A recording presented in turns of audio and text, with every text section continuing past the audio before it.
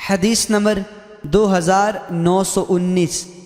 حضرت ابو سعید رضی اللہ تعالی عنہ فرماتے ہیں، ہم رسول اکرم صلی اللہ علیہ وسلم کے ہمراہ نکلے اور ہم حج کا تلبیہ کہہ رہے تھے۔ جب ہم مکہ مکرمہ پہنچے تو آپ نے ہمیں حکم دیا کہ ہم اسے عمرہ میں بدل دیں، البتہ جس نے حدی چلائی ہو وہ پہلے والی حالت میں رہے۔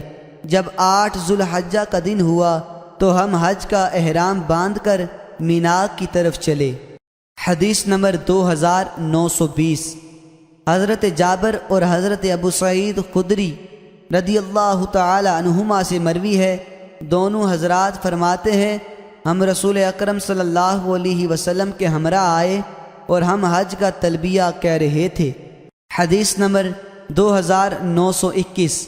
حضرت ابو نضرہ فرماتے ہیں، حضرت جابر بن عبداللہ رضی اللہ تعالی عنہ کے پاس تھا کہ ایک آنے والا ان کے پاس آیا اور اس نے کہا، حضرت عبداللہ بن عباس اور حضرت ابن زبیر رضی اللہ تعالی عنہم کا 2 تمتع میں اختلاف ہو گیا ہے۔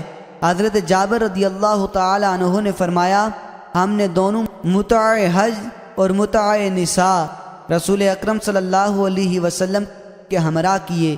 پھر حضرت عمر فاروق رضی اللہ تعالی عنہ نے ہمیں ان دونوں سے روک دیا، پھر ہم نے ان کو نہیں کیا۔